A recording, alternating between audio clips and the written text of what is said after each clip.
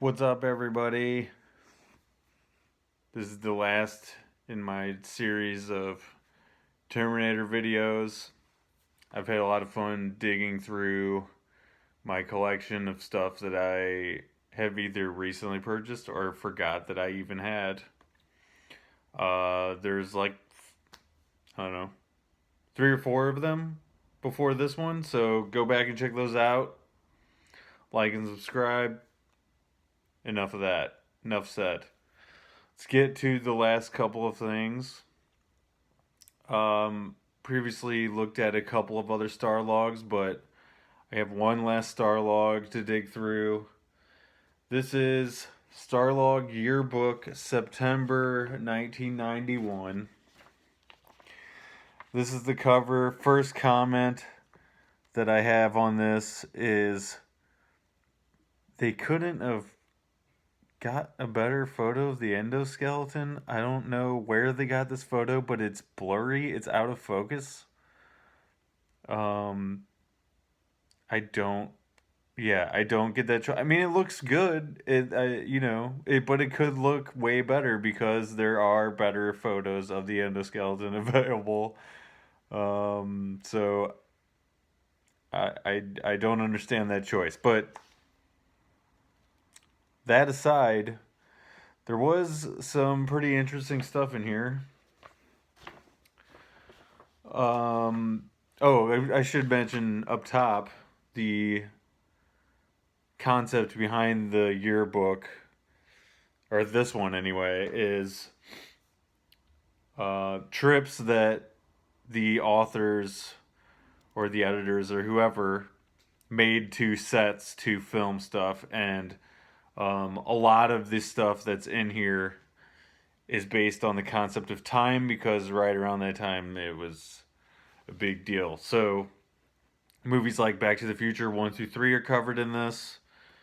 Terminator original and T2, the first Bill and Ted, Quantum Leap, the Time Machine. There's a few others besides those, but this is compiling previous trips to set and coverage of movies and TV shows. So, first article of interest is coverage of the first Terminator.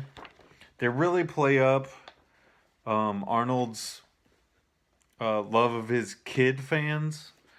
Um, you know, Regardless of him being the ultimate bad guy in that first movie, they want to make it clear he's all about the kids. He knows that they are encouraging their parents to buy tickets to the movies.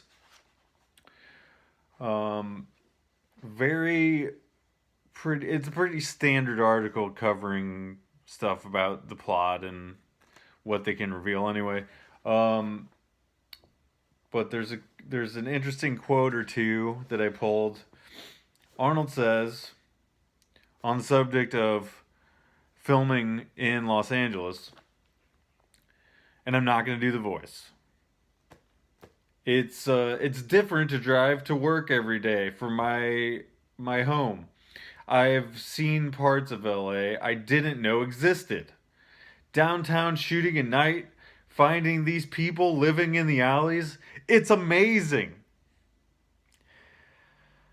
Um, what do you say about that? I did actually visit LA in October of 2020, and I gotta say, they're in more than just the alleys now. They're in if you're talking downtown LA, they're everywhere. Which made things very interesting for my travel companions and I. I'm not gonna get into that now. Uh, on the subject of the gun shop scene, where T800 walks in and asks for everything on the menu, right? Um, it says in this article the Terminator was originally supposed to seem confused when he couldn't buy the plasma rifle, which is interesting. Um, I'm thinking they decided not to go with playing the scene that way because the Terminator doesn't really have feelings. So why would he feel confused or seem confused at all? He's a machine. Um, yeah, I actually always thought it was kind of interesting that he's even asking for a plasma rifle in the first place because he would be programmed to know what is going to be available in this time. Um, but also it seems like well maybe that's just in T2, but he's adapting to things around him. So maybe that early model also does that too. I don't know. So anyway, real interesting that they decided to play scenes different ways once it got to shooting. Gail also thanks her mentor Roger Corman, which I did not know that she was from the school of Roger Corman. I think Jim was as well. Let's see. Okay, so let's show a couple of photos off here from this article. There's a nice one of Jim and Arnold in Tech Noir. There's a terrible photo of Sarah Connor, Linda Hamilton in the middle there. Can't even see her face at all. Cal Reese in the Future Wars.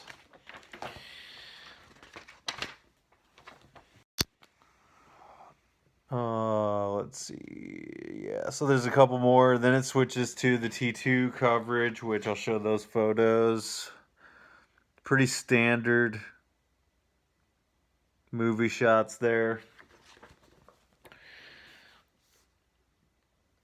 The only really interesting thing, it's all pretty standard fare in this collection issue from what I found, but Jim's pitch to the person he co-wrote with, A Boy and His Terminator. Isn't that just sweet? Yeah, Wisher was the guy that James Cameron wrote with. Let's see. And then there is an editorial titled Time and Again with Terminator. There's the interesting art that they have there for that. Never seen this before. Captioned, "It only takes one Terminator to change the world." And the basic premise of this: ponder the possibilities if the mechanical assassin returns, bringing death from a dark future that might never be. So, what this article does is kind of guessing what could have happened after the events of the first movie, possible alternative plot lines, really deep diving into the nuts and bolts of the first movie and seeing where they can go. I want to say that this was written.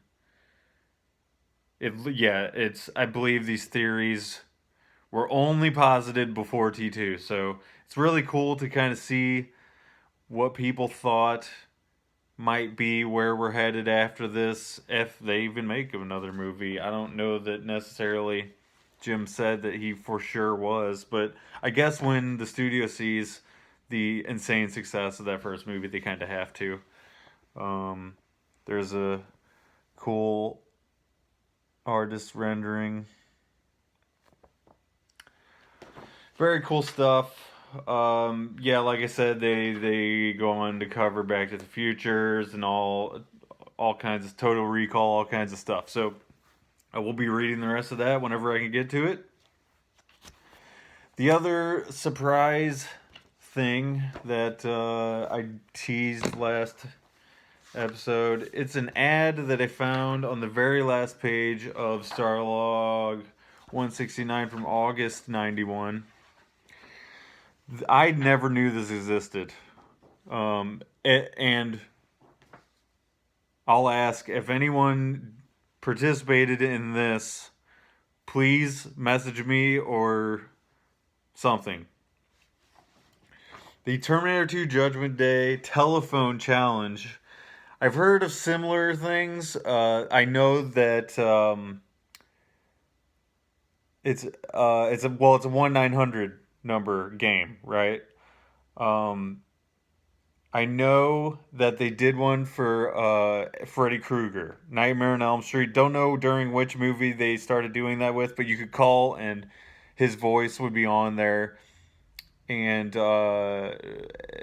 if stories are correct, it would mostly be Freddy impersonators, but sometimes the actual actor would get on there, and so maybe it was the same with this. Maybe they were all just programmed in.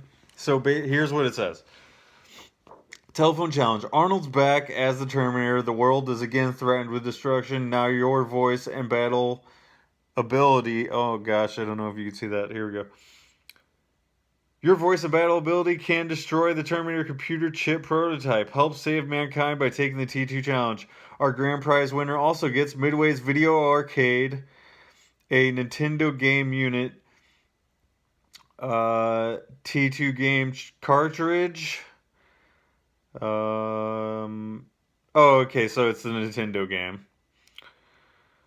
25 runners up get the game cartridge for NES and Game Boy. So wait, hold on a second. So I guess yeah, okay. So the Video Arcade game is the big, you know, with a cabinet, that kind of stuff. And then the runners up just get the regular Nintendo version. Not as cool, obviously. Here's how to play. Dial 1-900 blah blah blah. Oh, 1-900 933 T2 T2. See what they did there? Okay, 195 the first minute, 145 each added minute. That's a lot of money. Starts adding up quick. Log in your voice to become the Terminator. Step 1 is dial the number. Step 2, log in your voice. Step 3, use the star key on your phone to destroy the evil mimetic polyalloy. Step 4, crack the 3-digit security code at Cyberdyne Labs. Step 5, destroy the Skynet system computer chip prototype. Step 6, successfully save mankind by completing the mission and qualify for the sweepstakes drawing. So, win the T2 Endo Hand and more. So I guess there were multiple prizes available. I want to know what the T2 Endo Hand is. Anybody know? There is no minimum age requirement, but you must get permission from your parents if you're under 18. Let's see here. And it does guarantee that the prize will be awarded. So don't fret. Someone will be getting this prize. There is absolutely zero chance that the person who won this Terminator cabinet of the Nintendo game will ever see this. But if you do, hit up them comments. Let me hear about it. Did you play this game? The Terminator 2 Judgment Day telephone challenge? I want to hear about it. Also, this photo of the endoskeleton better than this photo. I don't think that there's any argument against that. If you got one, you could try. Make it good. Thank you guys for watching all of this Terminator nostalgia stuff that kind of came out of nowhere. I haven't done regular videos or podcasts or anything like that in a while. Haven't been inspired to, but I found all this cool shit this past week, and I was like, man, I should show it off at the very least. So, thanks for coming along with me on the journey. Maybe I'll just start like showing off movies or other stuff I have laying around. Obviously, I have a whole bunch of stuff back here. I thought might make a nice backdrop. Um, See you guys next time. Bye.